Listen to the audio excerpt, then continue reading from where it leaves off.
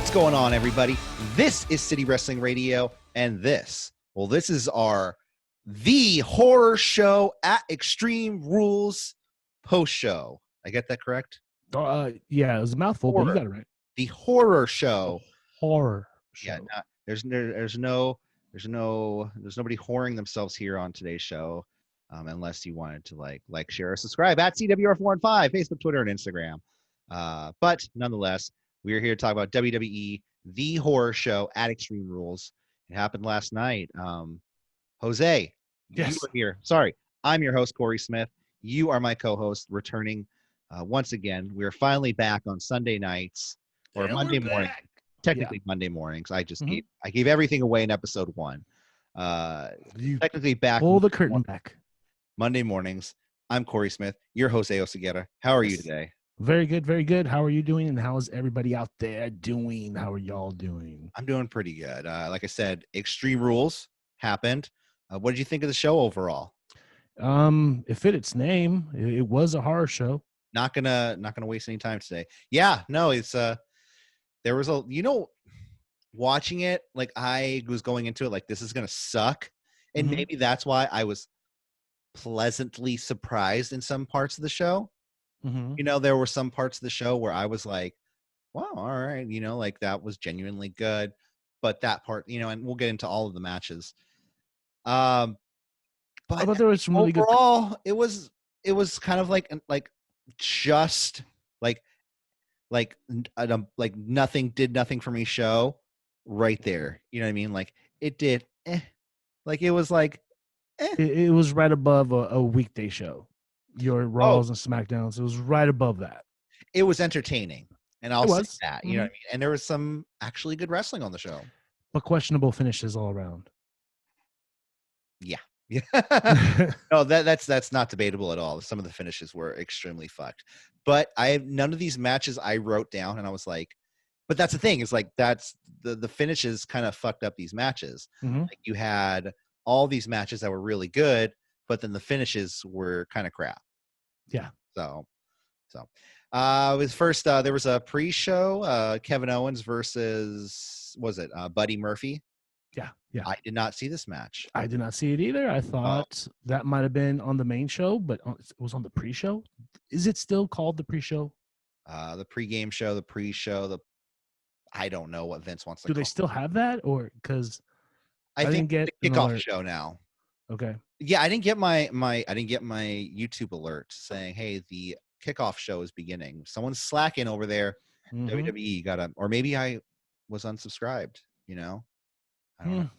But yeah, no, that's the kickoff show. It happened, and I believe Kevin Owens won. Don't know how. Didn't really care to even look into it. Yeah. Didn't happen on the main card. Didn't happen at all to me. It's not canon. It exactly. Then we kick it off to the actual main show, with the New Day versus Shinsuke Nakamura and Cesaro. What did you think of this match? As an opener of the show, what did you think, Jose? It's still really odd how they're doing the shows in the Performance Center. I'm having a hard time still, grasping the whole COVID era wrestling watching thing. But I thought it was great. It was a good match. It was decent. It was more than decent. It was a really good match. What you would expect from a Cesaro and New Day.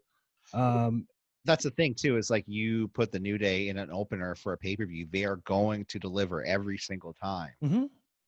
Sometimes they have their, they'll have their bad matches here and there, but for the most part, think of like some of the great like openers. Hell in a Cell, them and the Usos, in a Hell in a Cell match. That was a great match. There was countless other times that they were in the opener, and I think it's always smart to put them in the opener. So Mania San Francisco. Oh, in the fatal, and like the 4-way, right? Right. Yeah, that was unfortunately, that was the match I was walking into my seat for. So I mean, like that was an okay match, right? Don't really remember that match actually. I remember it was especially exciting, but maybe I'm being biased because it was here. Yeah. But I felt like I was Big E in that meme, where he's eating the popcorn. Yeah. That's how I felt.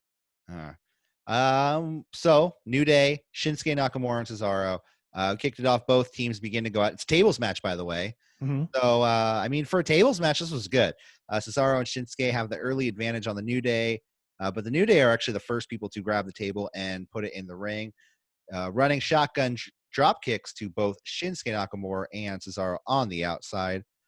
For some reason, Corey Graves kept saying Bedlam like 50 times. It's a Bedlam of the match. The Bedlam, the Bedlam. I was like, what are you talking about? He has one of those calendars that has the word of a day.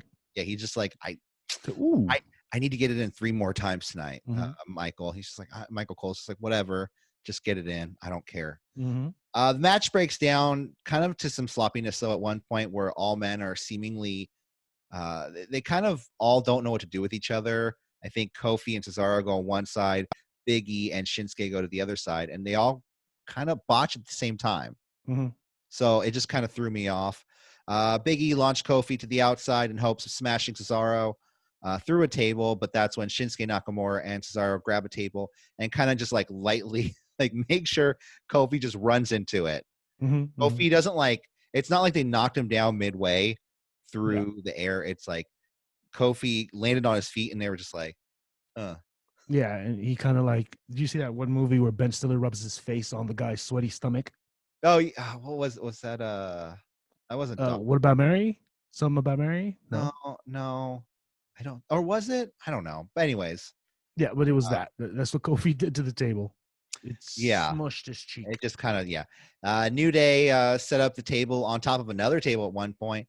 And then what I'm calling now for Cesaro and Shinsuke Nakamura, the swing shasa. That was really cool looking, right? Where Cesaro does the swing into Shinsuke Nakamura. They didn't consider it a Kinshasa. They just said it was a running knee. Yeah. That was a Kinshasa. I mean, come on. At the end of the match, Cesaro and Shinsuke have Kofi Kingston up in a shield powerbomb position, knocking Kofi Kingston through the double tables, kind of technically making the New Day lose twice in this match. But your winners and new tag team champions, Shinsuke Nakamura and Cesaro. I gave this match a 6 out of 10. It was an okay match. The end spot was pretty fucking incredible. I mean, it was an oh my god moment for myself. Shinsuke and Cesaro could pull off some creative spots in the New Day.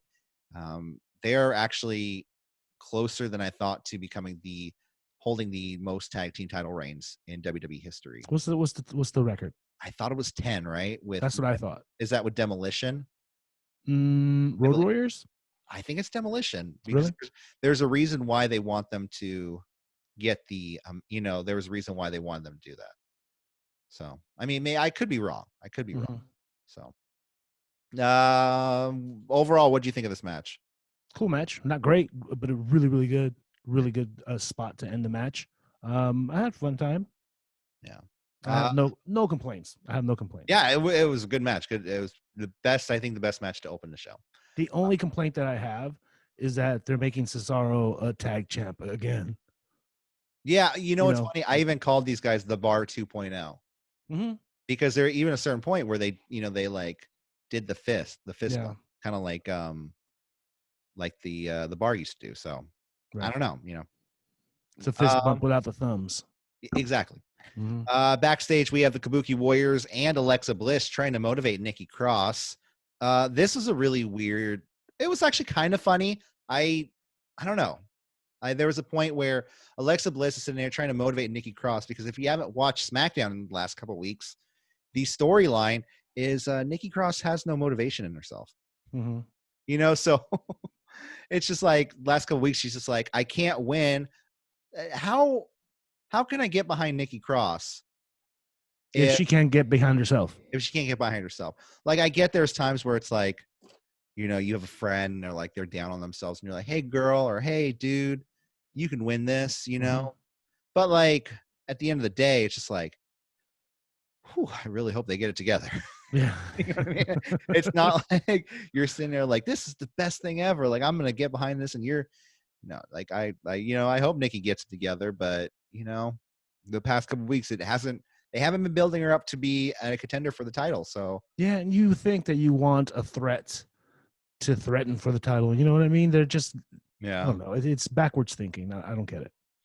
They all, try to motivate Nikki Cross. That's when Kyrie Sane, for some reason, tells Nikki Cross, she goes, even if you don't win tonight, will still be your friend. That was a great line. I was like, okay, I laughed. I laughed out loud. Yeah. Nikki Cross versus Bayley, which, in my opinion, I thought it was gonna, this. Once I watched this match all the way through, I was like, damn, is this match gonna prove to be? Is this gonna be a good show? Mm-hmm. Because I actually like this match. Yeah, it was a good match. Bayley comes out with Sasha Banks, and Nikki Cross comes out with Alexa Bliss. When did Bayley become top heel in WWE? I would say maybe a month ago. I just out of nowhere. Yeah. She came into her own. She really owned this Karen gimmick. Mm-hmm. As I'm calling it. I don't know what else, but yeah, she's great. She comes out to the ring. She's like rubbing her title on the plexiglass against people who don't have a title.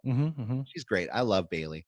Well, it seems like she finally she has confidence in herself in the heel role. Because when she first turned heel, she didn't really have that confidence. Yeah. And then that haircut came, and then she still was lacking something. Yeah. And now she's fully embraced the character and is, going balls to the wall. Embraced the haircut. That's what it was. Yeah. That's exactly what it was.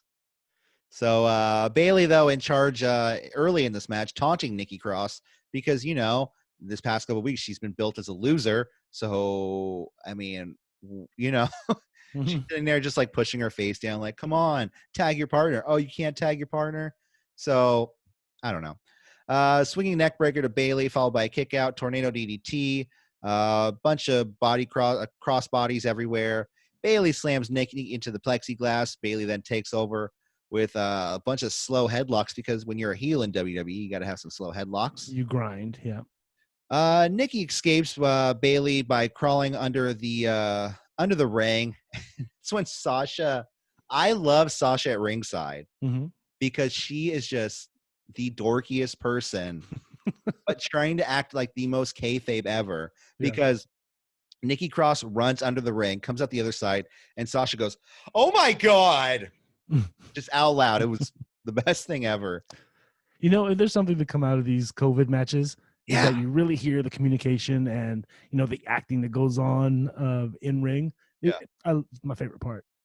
Yeah, it is great to see companies like New Japan back with crowds, but no, there are some things about these matches, especially when you have people that get to work well together. You have people like Sasha and Bayley in there who, I'm not going to say they have free reign over what they do, but they seem to be a little bit more loose, a little bit more free to do what they want when given the mic. So we have a Bayley to belly to Nikki Cross, followed by a kick out. The two go back and forth, followed by a twisted neck breaker to Bayley on the outside. Sasha Banks then gets on the ring apron, and what the commentators said, and I quote, that thing that Sasha Banks wears on her hand that says boss.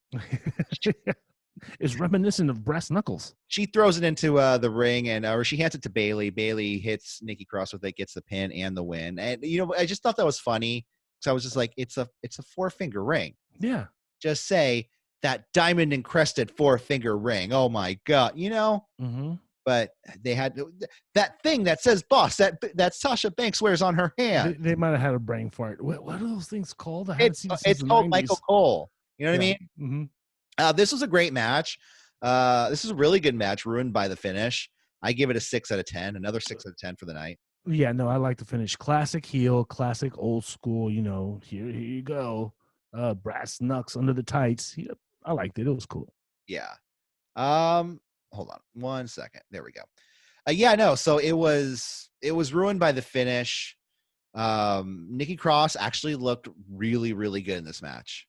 And I think Bayley gave her a lot. I think this was kind of equivalent to, when you see this last week on AEW Dynamite, you had Cody Rhodes versus Sonny Kiss. Right. And he gave Sonny Kiss everything. And I mean, what I mean by that is that he sold for Sonny. He fed him. Sold and sold and sold. And Bayley sold for Nikki Cross here. And it wasn't just a complete, you're Nikki Cross, you're kind of a joke now. No. Let's make a great match together. Let's shine. Let's do something.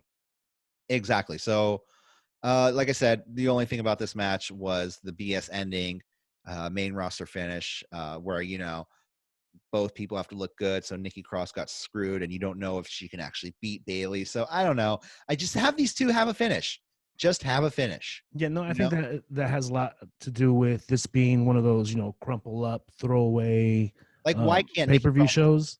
But why can't Nikki Cross lose? Why? Because we're gonna save it for SummerSlam. Nikki Cross, like a clean finish. We're gonna wait till SummerSlam to get a clean finish out of this program. That's the thing is, so when you build to another, like, who wants to see a clean finish where the person loses again? Like, in a sense, you want to build this person up to get behind them to win. Mm-hmm. Right. Why would you want to get behind them in order for them to lose again? Right, right. What kind of storyline is the heel keeps beating this one person and then beats them again?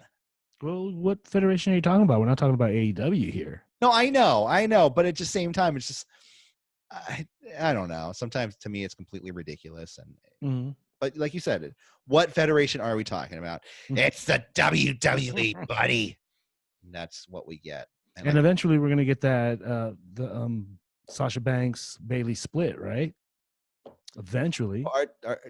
Are they still in love or what's going on? I mean, yeah, remember they teased them breaking up for a while. They teased them breaking up, and then they also teased like a romantic relationship where Sasha, I love you, and everyone's like, no, don't go this route where they're forced. And then the next week they were like, no, I mean, I love you as a friend. Sorry. Mm-hmm.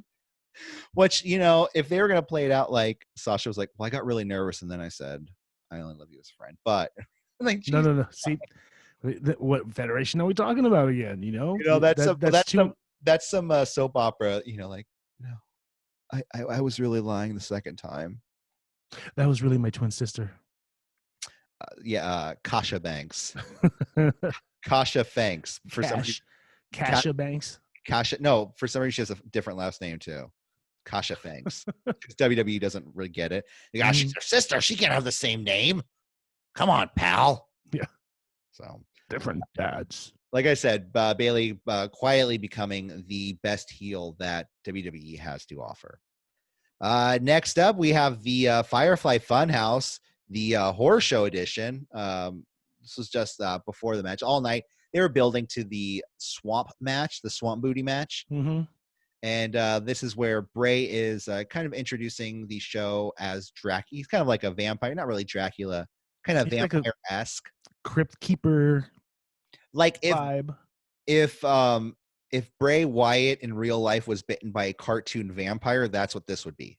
Mm-hmm. You know what I mean? Mm-hmm. Like if Count Chocula bit Bray Wyatt's neck, this is what Bray Wyatt would turn into as a vampire. Hey man, blah. Like I'm super buff, man. No, so he's just in the Firefly Funhouse trying to, talking about let's play the most horrific moment in WWE history, or that happened a couple weeks ago.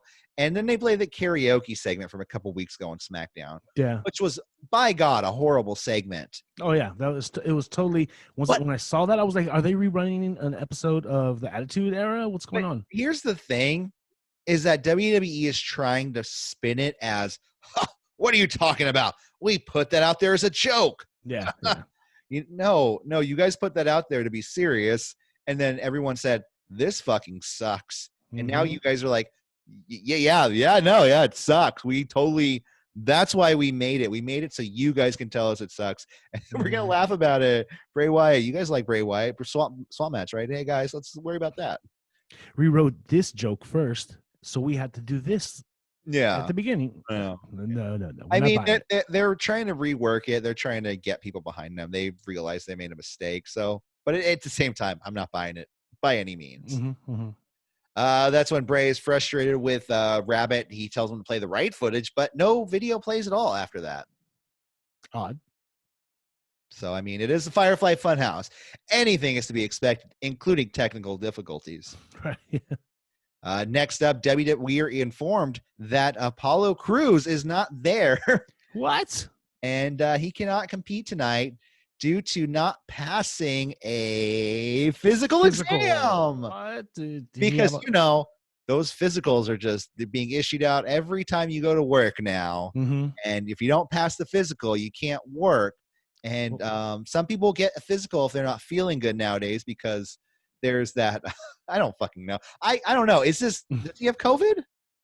Does he? I haven't seen anything saying they did. There's a lot of people out there. Well, we're going. They did say something like 34 people caught it, but they didn't mention names. Well, here's the thing: is that a lot of people in WWE, a few people came out and said, "Oh, I have COVID. This fucking sucks." But then I heard they got in trouble. Renee Young, a couple other people. They were told that WWE was mad at them for that. However, so after that, you have people that didn't want to say anything. You know what I mean? That didn't want to come out and say anything. But ironically, people missing left and right. Yeah, you can see, like, where's Randy Orton? Where's this person? Where's Edge? Where's some people may be so like, well, there's a breakout. I'm not going to be here. I don't want to be here. Yeah, totally. Which is totally understandable. And maybe Apollo was one of those people. Maybe he still was like, no, I'm not coming back. You guys haven't fixed anything. I'm not going to come back until, you guys are actually testing or in a different way. Well, I don't know. It might be a half truth because, a physical first thing to do is take your temperature. That's true. No, absolutely. Just saying. And WWE is not going to come out and say, well, Apollo Crews did not pass a COVID test today. Whereas, WWE would, but we're not here to compare the two. We're just here to talk about a wonderful show put on. The presentation in front of us. Exactly. So MVP and Lashley come out to the ring. MVP is mad at Lashley for hurting Apollo so bad he can't further his career. MVP then declares himself the new United States champion. They put the title on MVP and just walk away with the title. Now, what were you saying? No. Go. I've confirmed with my sources at WWE.com, basically the superstar page, and I have confirmed that Apollo Crews is still your United States champion. You've heard it here first, guys. Apollo Crews is still your champion. No title has changed hands, even though he technically didn't show up to the match. He didn't pass the physical, so therefore he should have forfeited the title, in my opinion. Well, he should be the champion, but okay, I'm a different way of thinking. You usually have a 30-day non-compete clause or something. No, that's like a Brock right? Lesnar, by the way. Yeah. No, but go on. But yeah, usually you have certain amount of time where you have to defend the title. Has he reached that threshold yet? And plus, you can't win the title on a forfeiture, only by pinfall or submission. Well, forfeiture is technically like a submission. It's a count out. Is it? Yeah. Every time there's somebody that doesn't make it to the ring. Yeah, I mean, technically, yeah, you're right. I mean, I don't know. I think the title should change hands on a forfeit. If you don't show up to the match. But think about it. Every injury that goes on, oh man, this guy's injured. Well, I guess he just has to give the title up to the number one contender. What is that? No, that sucks. But if there's a match and somebody doesn't show up for it, despite, maybe Paul, I don't want to sit here and be like, oh, he's got COVID. He should have the title taken away from him. If he's not there, I don't care. Whatever. But the way they book this, it's like they could have told us earlier in the day. They told us the very last second. They told us when the match was supposed to happen. No, you're supposed to tell us as soon as the fucking event starts. So, no, they did not do that. And whatever. It is what it is. I never got your thoughts. What do you think of that new United States title? Oh, I think it's nice. It's clean. But what I think is going to happen is Apollo's going to come in with the old school, USA flag title. Yeah. And be like, this is the real title. This is my title. I am the real champion. What you have there is just a paper $1 million championship. Yeah. I would hope that he would come in and at least just say something along the lines of, this is the real title, but I'm going to take your title too. And then at the end of the day, then replace it. Then at the end of it, he's like, you know what?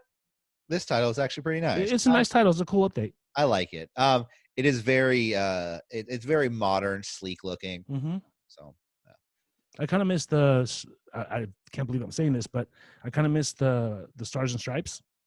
The one that was currently being held. No, anytime, every U.S. title almost ever has had, the red, white, and blue somewhere in that title. You know what I mean? This one has red, white, and blue. Where on the side plates?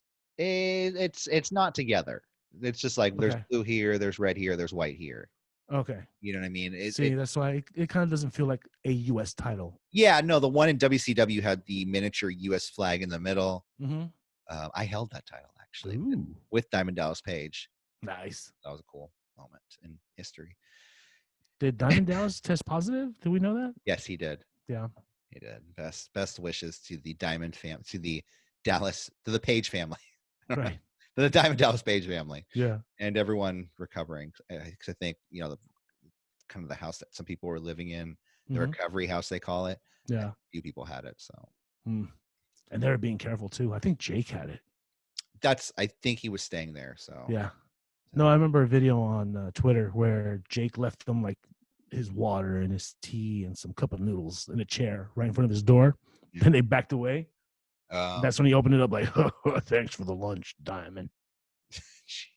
Although he was still showing up to AEW Dynamite shows. Wow. Right.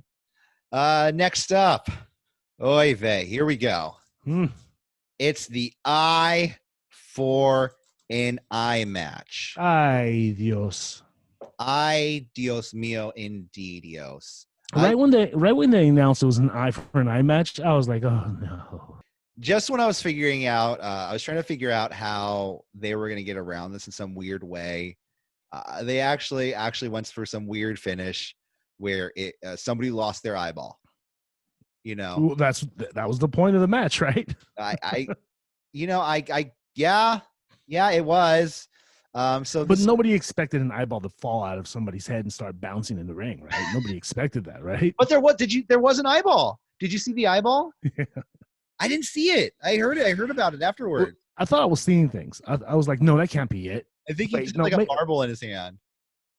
Or Dominic came out and was like, here, Dad.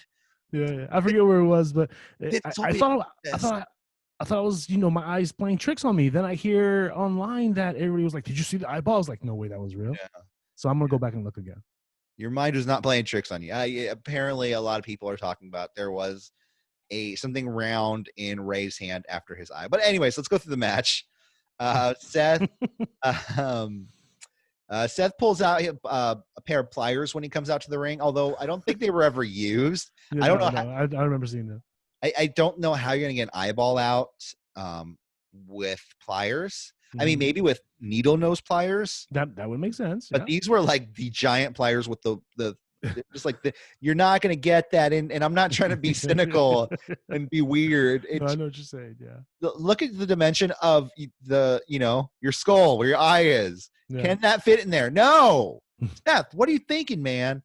He thought he was Clamps from Futurama. You know that robot? The Clamp. Yeah. I don't know, man. He comes out to the ring. He has the pliers. And first off, okay, my question is can you win? They said the only way you could win this match is by extracting the eyeball of your opponent. Mm-hmm. What if they destroy the person's eye? You know what I mean? That's and the guy goes blind in one eye, and it's like cloudy for the rest of his life. You still don't win? No, you don't win. You got to pull the other one out. Sorry, Dan. All of a sudden, you're like, what the fuck, man? So like I said, Seth has the pliers coming out to the ring. Rey Mysterio appears behind Seth Rollins once he gets in the ring, goes for a 619, but Seth Rollins evades. They go back and forth. This is basically a hardcore match with kendo sticks and what was the other thing they had? It was like steel beams or something like that. They were using tag rope. Mm-hmm. They were like, that's tag rope. I don't know what tag rope is, but I've never heard that phrase before. You don't know what tag rope is? No, I've never heard that phrase before. Yeah, you know what I mean? Just like the rope you hear when you hold when you tag. No. Yeah. Oh yeah. In the corner. Yeah. But actually, I think this is the rope that they used to tie the canvas down with. Okay. Uh-huh. That's like the bungee. That makes more sense because why would they have so much tag rope? Yeah. Yeah. And it was all on a big wad. Like someone forgot to untangle it. Especially with Vince being such a fan of tag team wrestling. Oh, I love tag team wrestling. We should have all the tag rope. We need 10 of those. We 100 feet each. Never know. Rey Mysterio, like I said, he appears, goes for the 619. Seth evades, back and forth. Falcon Arrow to Rey on the edge of the ring. Seth repeatedly trying to jam anything he can into Rey's eye. Seth tries to tie Rey up with the tag rope to the ring, but it's Rey Mysterio, so he uses his legs and slams Seth into the ring post. Rey escapes, battles back, frog splash to Seth, tornado DDT, followed by attempted stomp by actually Rey Mysterio.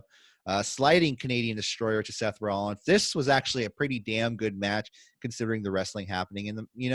Yeah, and Rey was exceptionally aggressive. Yeah, in exactly. this match. You really see Ray this aggressive. Ray breaks a kendo stick, tries to gouge Seth's eye out. That was very cool. Goes for a 619. Seth tries to jam Ray's eye into the step. Ray hits. Oh wait, do you pass over the one spot where Seth puts the candlestick into the turnbuckle and No, attempts to run Ray into it? It was different, you know, and it was dangerous. He puts the kendo stick kind of in the ring post, parallel to the ropes, and tries to run Ray's head into it, which I don't know, like everything he was trying to jam into his eye was like this big around. Yeah. You know what I mean? Like you're just gonna. It was to extract the eye, not jam it down his neck. Yeah, it's harder to extract at that point. Yeah. Puke it out. Puke out that eye. Speaking of puke. Anyway. So they're fighting on the outside. Ray for some reason pulls his eye guard off. He has like this. Yeah. The past couple weeks, he has this guard over his eye because remember on Raw, his eye was pushed into the ring steps by Seth Rollins. And why? Why did he do that? That was dumb. I would have had one on both. In fact, I would have had some like steel mask on. Like remember when Kane like first debuted, and he had that mask that was like, or that was later. He had that. It was like a dome. Like it was like an iron mask he wore over his regular mask. Oh man, that might have been the time when I quit wrestling for a little bit. Yeah, I think I remember that. And he came out with this iron mask, and he would take it off, and then it was his regular mask under there. He should have worn that, man in the iron mask style. But he takes off that little guard over his eye, goes after Seth. Seth hits the not so super kick to Ray. Seth then pushes Ray into the ring stairs, then slowly pushes Ray's eye into the corner of the ring step, and he just goes like, and then it's just like it's done, and he goes, "I need a doctor." And he like backed up and looked like he was gonna kick him. Yeah, and he was gonna kick his head. And he I need a doctor. Seth backs up, and Seth and they call the match. Seth wins. He apparently pulled out his eyeball by pushing it down his head. Apparently, our whole strategy for this match is completely fucked. Yeah. Apparently, you're supposed to push it down. Apparently, it pops out or something. I don't know. I guess he got the leverage on the corner to. Yeah. Anyway, so from a ring step, that's how big? You know what I mean? Yeah, just as big as the candlestick end. Like I would have come out with like dental tools. You know what I mean? Like or a shoehorn. Exactly. I would be like something like ice cream scoop or something. Hey, there you go. Yeah. Something. And then Seth Rollins backs up, and I think he's gonna puke. And Seth Rollins just throws up ringside. And what did he have? It was like yellow paste. Just gross. I don't know if he actually puked or that like somebody handed him something and he poured it in his mouth and just poured it out. Because it could have been like chicken noodle soup or something, you know what I mean? Like, but yeah, Seth Rollins pukes all over the place. This was a good hardcore match. I mean, I had fun in the match. I give it a 6 out of 10. Yeah, but that finish was just. The finish was shit. It could have been a 7. Could have been 7 in my eyes. But no, with the finish, it was the lack of creativity. Really, they had a million different options, different roads to go through with the finish to the match, but they decided to go the horror show method. Yeah. I mean, any other stipulation to this match would have been great. Yeah, just a regular hardcore match. Regular Extreme Rules match. Yeah, which we'll get there to Extreme Rules. Oh my god, Extreme Rules. 6 out of 10. Like I said, it wouldn't be better if it was a different stipulation. Next up, Kayla. She's backstage with both Bailey and Sasha. Bailey, she starts giving Ray an inspirational speech. But she looks at the camera. She's like, Ray, I've been watching you for a long time, but you're not the double champ and you don't have 20/20 vision anymore. And I'm the double champ. Bailey's so awesome. That's great stuff. Yeah. She's basically talking up Sasha for her match against Asuka later tonight, which is actually happening right now. Asuka versus Sasha Banks for the Raw Women's title. It was nice to see Sasha Banks in a match where you didn't hear someone scream Meteora 20 times in the match because it's actually For the Raw Women's title, so you had Tom Phillips, Byron Saxton, and Samoa Joe on commentary, which is light years better than Corey Graves and Michael Cole. Samoa Joe alone. Yeah, exactly. The two exchanging holds, which actually had some really good chain wrestling in the beginning of the match. Asuka catches Sasha with a knee to face, but for some reason Byron says knee to jaw. Okay, sure. It's still the face, so I'm going to go with it. We have an Asuka booty bump to Sasha, knocking her to the outside, sliding knee to Sasha, double knees to the rib of Asuka, back and forth strikes between the two women. The two tease a German suplex spot off of the ring to the outside. Banks then reverses into a powerbomb, knocking Asuka into the plexiglass. Frog splash to Asuka, followed by a kick out. Sasha actually gets some really good height on that frog splash. We have a bank statement to Asuka, but she gets the ropes. The two actually go on vacation to Suplex City because Jesus Christ, the amount of Germans they were exchanging between the two. It was just German after German after German, back and forth. Sasha then rolls up after an atomic German, but then slips on the ropes for some reason. I think she's working up this knee spot from earlier. Bailey and Kyrie start brawl on the outside. Bailey distracts the ref. Sasha taps during this distraction. She gets a kick to the head though from Asuka. Asuka goes for the green mist to Sasha, but gets the green mist on the ref. So the ref sold it pretty good though. It's the not Drake Warts, but the referee that looks like Drake, right? The international rapping sensation Drake. We have a title shot to Asuka by Bailey. Bailey then proceeds to rip the referee shirt off of him, puts it on herself, and counts the pin for Sasha Banks. So this is another forces the bell to ring. Yeah, that's the thing. The bell didn't just ring, so you don't have a new champion. Just like earlier, there's no new champion here. Asuka is still the Raw Women's Champion, but she's telling them to ring the bell. They don't ring it. She goes over there and just scares them into ringing the bell. So, it looked like a win for Sasha Banks. And given tomorrow night, she'll come out with the title. They'll come out having all the gold, and someone will say, "Hey, that's not your title." And fight for it again tonight, live on Raw. I give it a 6. Precisely, 6 out of 10. Second best match of the night.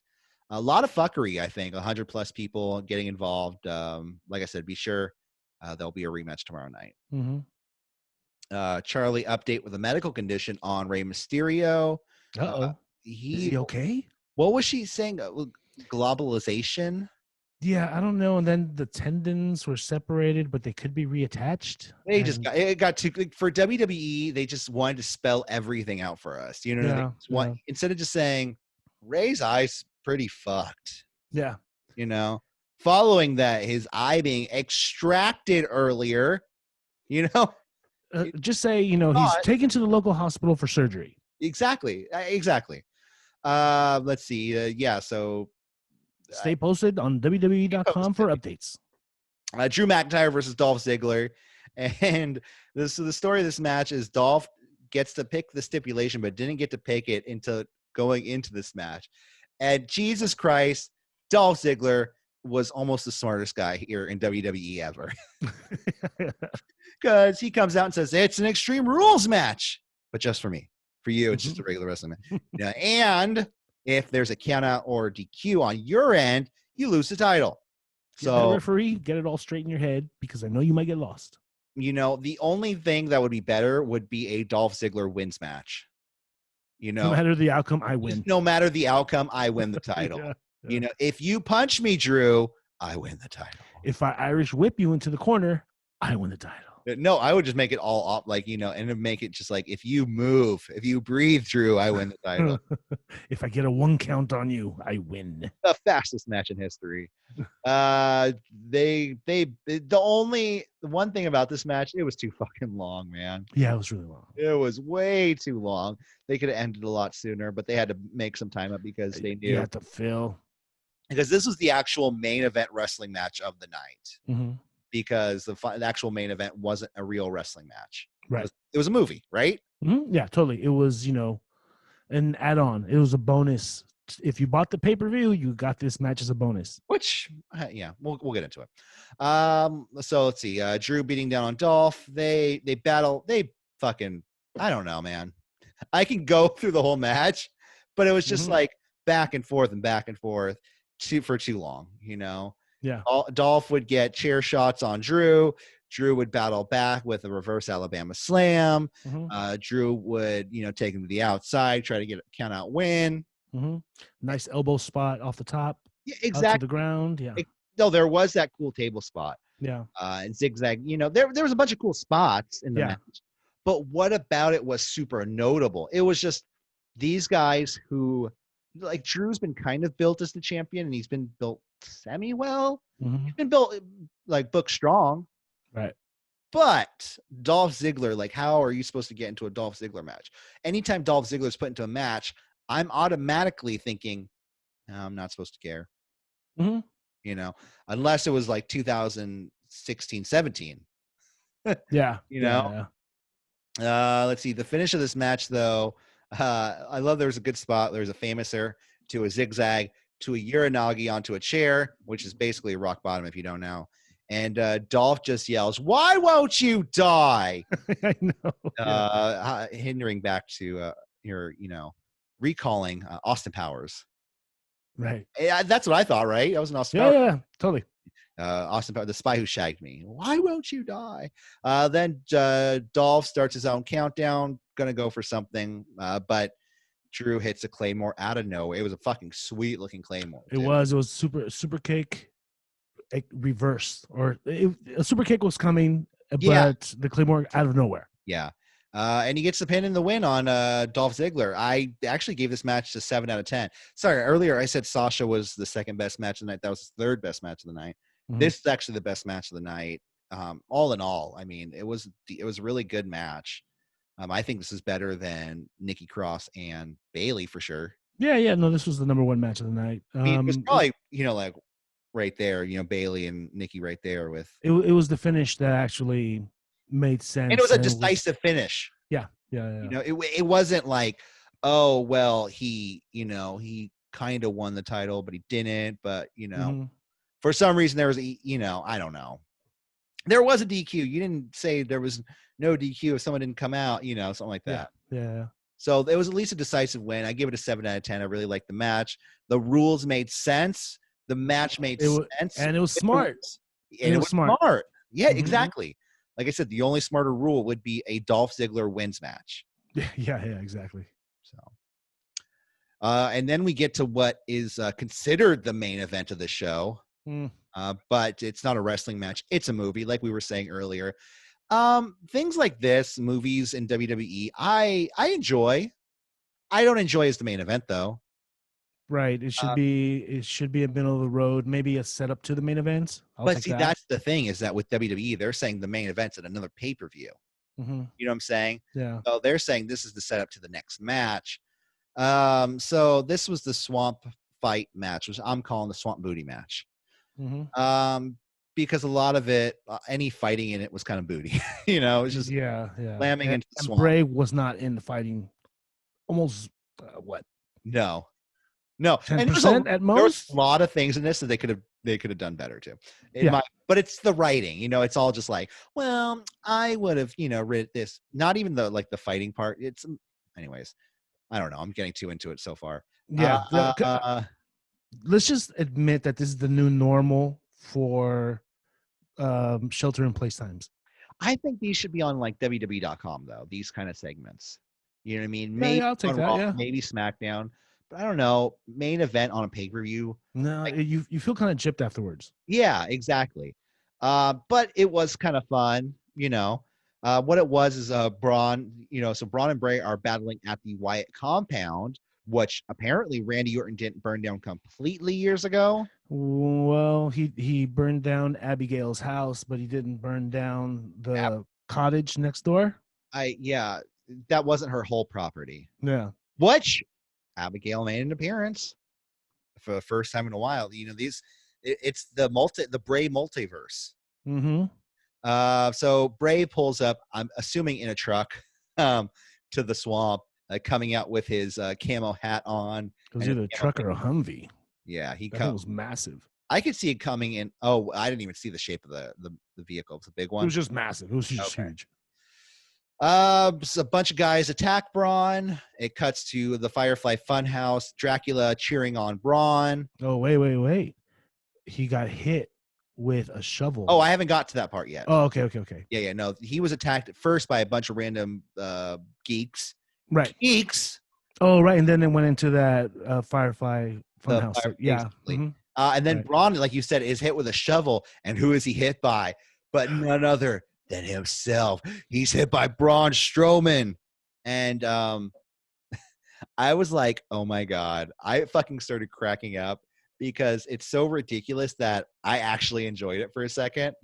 I was like, are they going to get some sort of like, there's a fake Braun? Like, how are they going to explain this in the future? Like, what was that? It's the same thing. Remember when he made John Cena go through visions? It's the same thing. And the only way I could think of it is, Fight Club. Mm-hmm. It's something like that, where Braun was envisioning himself and fighting himself, but he's really just like pushing himself down. And those guys were like, "What the fuck is going on? That guy we just attacked. Yeah, I don't. Why is he fighting? Something like that. That makes sense." And he led himself to being chained up in the Wyatt compound. It's your inner demons, man. So that's when Country Strong Braun, that's what I wrote, because I thought we were going to get a Braun versus Braun fight, but we didn't, which I'm kind of disappointed we didn't get Braun versus Braun. That would have been great.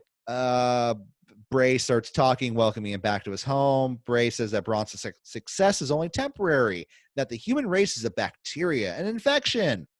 He brings in the snake and held by some woman playing Sister Abigail.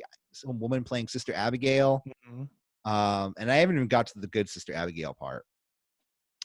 Braun, for some reason, he wakes up in a pit of fire. The masked men are fighting him again. And that pit turns into maybe 3 feet of fire. Exactly. Then Braun hears an alluring voice in the distance saying, "Braun, come with me." And it's Alexa Bliss. Yeah. So okay. I remember the mixed match challenge. I was just about to bring that up. Very clearly. They even showed clips of it. Team Little Big or whatever they called themselves, whatever.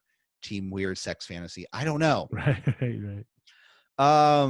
But has there been any teasing of this the past couple of weeks? Not that I can remember. The past couple of months? Not that I can remember. This last year? Not that I can remember. Okay. That doesn't make any sense to me. Yeah. When was the mixed tag challenge? Like 2 years ago. Yeah, so. Oh my God. That's how long it's been since they had any interaction. So, I mean, I get it's a hallucination, but why are they playing into this now unless somebody's going to come out as Sister Abigail? Like, are we going to get Sister Abigail for real? Like a blank face Sister Abigail? Yeah. I don't know. To me, I just watched Captain Marvel. So, like maybe Sister Abigail looks like the person you admire the most. Like that computer they have. So it brings you in. It tries to draw you in by bringing the person you want the most. Yeah, but that would only work with a couple people. Otis. Who else? Well, Rusev if he comes back. I don't know. Maybe Luke Harper. Maybe Eric Rowan. There was some young lady he met at a bar. Bringing an extra. Yeah. Yeah, and he was like, "I really like her." I don't know how Eric Rowan talks. I haven't heard him in a while. Oh no, I do. He had that stupid mechanical spider. Maybe the mechanical spider will show up. This is the face. Rowan, come back to Bray. That's how spiders talk in my head. Then Bray appears, tries to gouge out the eyes of Braun. But by the way, that Alexa Bliss part is actually one of my favorite parts of the segment. Yeah, it was good. It was different, and had me scratching my head. But at least there was a little bit of continuity. But where's it going to go? Where's it going to go? Oh, nowhere. And did they think about that when they made? I mean, did they really think about that? Like, 3 years from now, 2 years from now, we're going to use this in a swamp fight. Well, it's going to be after Bray turns into the Fiend. Yeah. No, Yeah. I mean, they got lucky with it, Mm-hmm. but to me, it's not going to go anywhere. So, like, why even tease Alexa being Sister Abigail unless they're going to actually do it? Yeah, and they could actually do a split screen where they have Alexa like that. That's not me, but there's a real Sister Abigail that changes appearances, like you say, and Alexa is one of her appearances. And we can have them, the magic of editing in COVID era is an advantage that you have. Yeah. Why not use it? Well, and also, maybe Sister Abigail just transforms every time. Maybe next time it'll be Liv Morgan. Maybe next time it'll be, Tamina. Mm-hmm. And Mm-hmm. I don't know why Tamina, but like maybe after that be Naomi. It'd be like, Mm-hmm. it's so confused. I don't know. I'm confused. Who are you, Sister Abigail? Yeah. They battle in the swamp. Braun slams Bray into a boat. The boat, for some reason, drives away or motors of boats away. Yeah. It It goes away. propels itself away. Propels us away. Yeah, you go. And but then it propels itself back Mm-hmm. with no Bray Wyatt. For some reason, Braun's like, oh, I didn't even say. So before all this happened, we thought the show was over. So there was a That point. happened a couple times. No, there was an actual point where he slams Bray into the water, and the legal comes up in the corner. It's like, That comes after. Oh, was that after? That was after. He slams him in the water, and then Bray comes out, and he like. It's when the boat comes back, and then they fight. They go underwater. Then Braun comes out and goes, I guess that was that. It's over. Yeah, and then that's when Bray comes out. Yeah, okay. And then he kicks him, and he kicks him in the water, right? He kicks him into the water, and then Braun's like, okay, so I guess it's really over. yeah. No, and then that's when he comes out. Legal comes up, right? The little whatever logo comes up. And then Bray comes out and puts him in the mandible claw. Yeah. And then Braun, like you said, kicks him back into the water, and a bunch of red bubbles started bubbling, indicating death for Bray Wyatt. But no, this is a horror show, and you gotta recreate Jason. You got a lake, you got a boat, you gotta do Jason somehow. That's when the Fiend appears, and I couldn't stop thinking Lake of Resurrection. What? Oh, Matt Hardy. Yeah. Oh, I did too. The entire time. Yeah. The entire time, I thought it was like the because they're calling it the Pit of Lazarus over it in AEW. But yeah, no, I thought of the Lake of Damnation, the Swamp of Damnation, the Lake of Resurrection. I definitely thought of that a million times. Yeah. And no, I mean, whatever. The whole thing was Braun wanted to beat Bray before the Fiend returns because Braun is actually afraid of the Fiend. Which is like, I mean, I guess, I don't know. They got to go like full like cult leader with this. If Bray's going to go back and forth between this, he's got to fully commit going back and forth between 2 gimmicks or 3 gimmicks. I don't know, Kind of like what Matt Hardy's doing right now. Because he can't.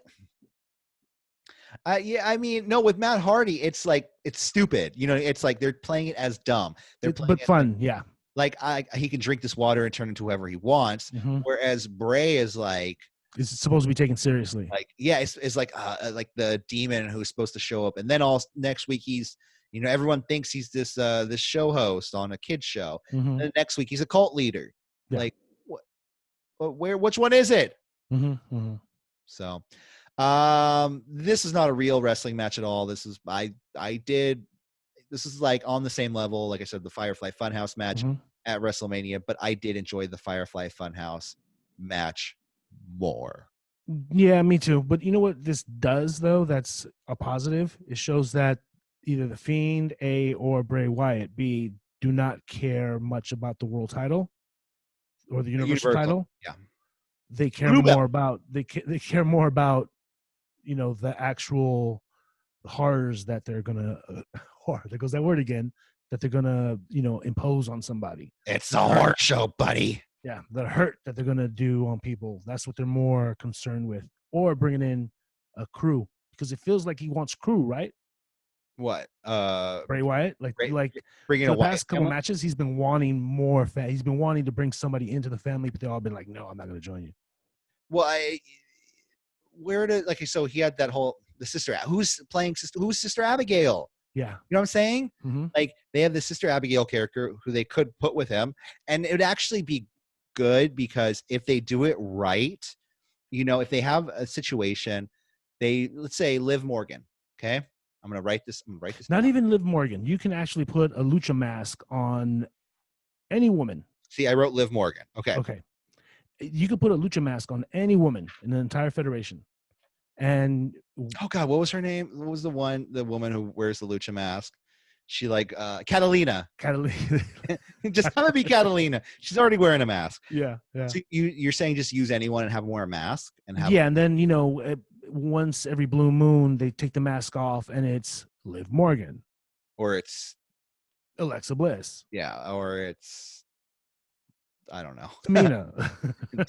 No. What I was gonna say is have a Joker Harley Quinn relationship. Not where she's in love with him, but this more like she admires him and kind of they match levels on craziness. But she's kind of like the co-host of the show, the kind of, of the Firefly Funhouse, where she's sitting there. She's like, "Oh yes, Mr. Bray."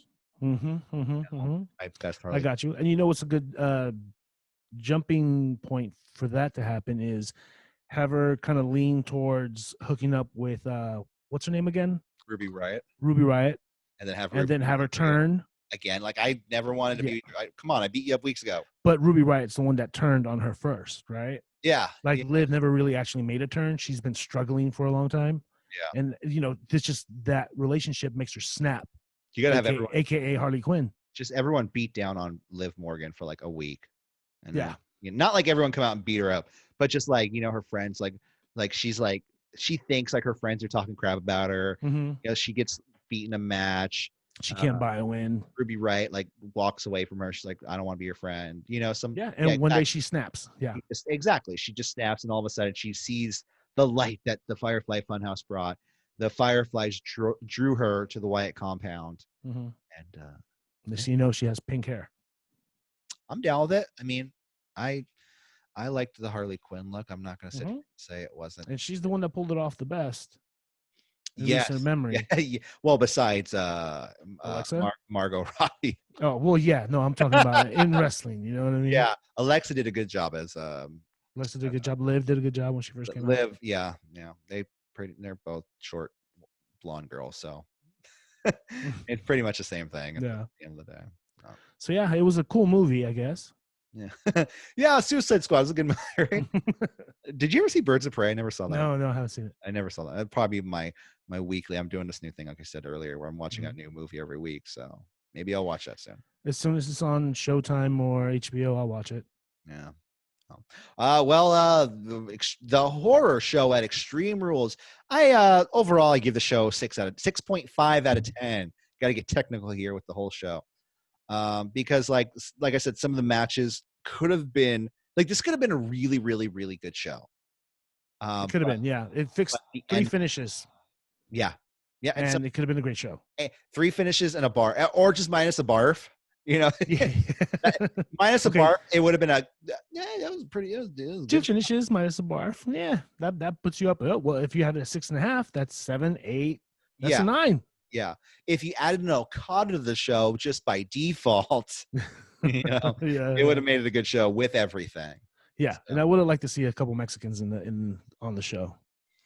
Like there was no sign of Lucha House Party, Andrade, and oh God, and Pretty Boy Humberto, Angel Garza. There we go, dude. And they play a major role on Raw. I don't know why they got nothing.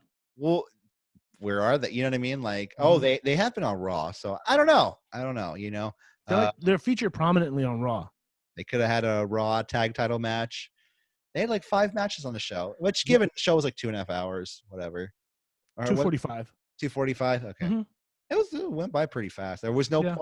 That's the thing. Is these pay-per-views now, I'm just like, I can get through them, and they'll be like, I'm not like, oh my God. The only time I wanted something to end was the Drew McIntyre, Dolph Ziggler match, when I was like, this match is way too long. Let's go to the finish. And that's your best rated match, by the way. It was. I know. It could have, but see, if they would have finished earlier, I'm like, Jesus Christ, this is a really good match. Yeah. Well, the good thing is, remember around February, there were like 5-hour events, January and February. Like Rumble was like an all-day thing. Jesus Christ, dude. So, you know, some positives come out of this that we get, you know, shorter I love shows. We're getting to that point of COVID where everybody's like, what are the positives that have come out? Yeah. Like every NPR thing are like, oh, well, you have more time to do your studying. That's great. Notice that the air is cleaner. Exactly. Did you notice that? Yeah. Oh, yeah. I went on a boat ride the other day and actually saw dolphins jumping in the ocean. Oh, well, that's great. We need to have the NPR wrestling show. Oh, yes. So Seth Rollins. Yeah. What do you think of Seth Rollins? I think he maybe took an indigestion tablet before the match. And, you know. I don't know. He definitely couldn't hold his own in that match, if you know what I mean. Nonetheless, guys, that was the horror show at Extreme Rules. And I think that about does it here for us here at City Wrestling Radio for today. Yes, but we'll be back. We're back next week. We're going to talk. We haven't found a title for this show yet. The Korey and Jose show, the K&J show, the JK show. I don't know. JKing around. Good one. I don't know. Next week, we're going to talk about Sunday Night Heat, the very first episode. Well, at least I think the first episode that's available on the network. I think it is the first episode. I'll give you the date. I'll put the date below in the description. So okay. Or I'll do it later. It's sometime in the 90s, right? Late 90s? It's late 90s. I still need to resubscribe to the WWE Network, unfortunately. No, it's free. What? You can't watch. Unfortunately, there's a free version now, but I don't know what's on it. If I can watch Heat for free, then I'll fucking do it. You should check because there is a free version. Let's see what's on there. All right, guys. Like I said, don't forget to like, share, and subscribe. Hit that subscribe button down below if you're watching the YouTube version because you want to be notified when there's more City Wrestling Radio at CWR4 and 5. We'll see you guys later. Have a wonderful day. Bye. Peace.